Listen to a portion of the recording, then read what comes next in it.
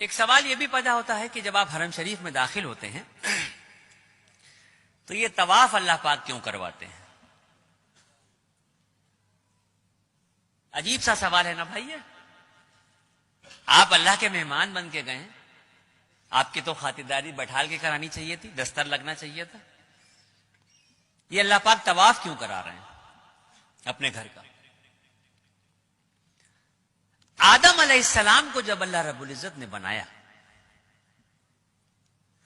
فرشتوں کو جب یہ حکم دیا کہ آدم کو سجدہ کرو، اللہ رب العزت نے آدم علیہ السلام کا اور فرشتوں کا ذہنی اعتبار سے مقابلہ کروایا، اور اس ذہنی اعتبار کے مقابلے میں آدم علیہ السلام کی جیت ہوئی، اور فرشتوں نے 7ویں آسمان پہ بیت المعمور کے نام سے اللہ کا ایک گھر ہے اس کا طواف کیا.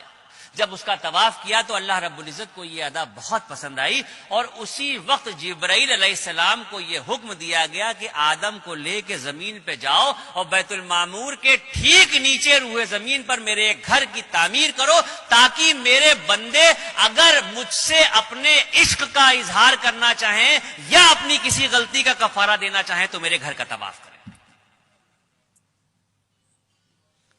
اگر مجھ سے اپنے عشق کا اظہار کرنا چاہیں یا اپنی کسی غلطی کا کفارہ دینا چاہیں تو میرے اس گھر کا طواف کریں.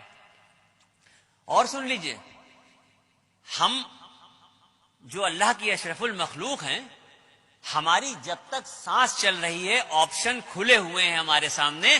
ہم زندگی میں جتنی بار چاہیں مکہ شریف جائیں، جتنی بار چاہیں حرم شریف جائیں، اور جتنا چاہیں اتنا طواف کریں.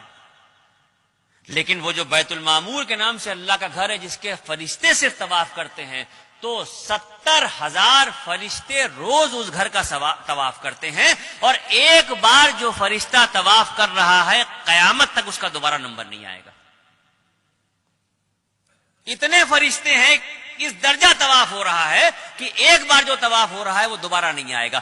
اب یہ جو زمین پہ خانہ کعبہ کی تعمیر ہوئی، تو اب تو ترقی ہو چکی ہے دنیا میں، ہر چیز آسان ہو گئی ہے.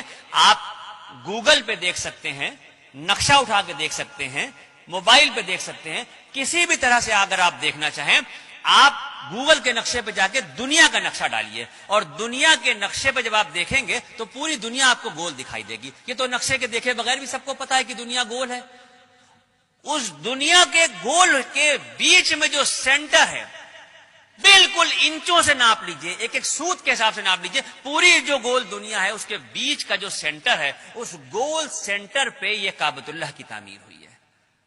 اب یہاں پر بات ختم نہیں ہوتی. یہ تو بات سمجھ میں آ گئی کہ دنیا گول ہے، اور دنیا گول ہے تو اس کے بیچ میں خانہ کعبہ ہے. یہ بات یہاں پہ ختم نہیں ہوتی.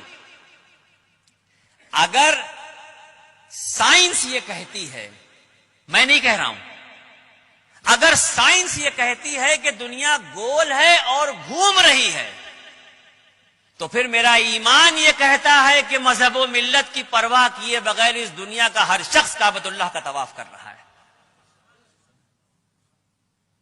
اگر سائنس یہ کہہ رہی ہے کہ دنیا گول ہے اور گھوم رہی ہے، تو پھر میرا ایمان یہ کہتا ہے کہ اس دنیا پہ مذہب و ملت کی پرواہ کیے بغیر کسی بھی مذہب کا شخص ہو، ہر شخص جانے میں یا انجانے میں کعبۃ اللہ کا طواف کر رہا ہے.